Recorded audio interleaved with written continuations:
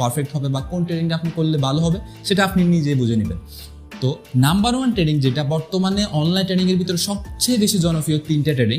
Number 1 হচ্ছে forex trading, number 2 হচ্ছে cryptocurrency trading, third number সেটা হচ্ছে বাইনারি ট্রেডিং।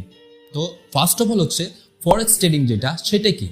আমরা যেহেতু জানি ট্রেডিং মানে হচ্ছে কেনা বেচা বা হচ্ছে ক্রয় বিক্রয়।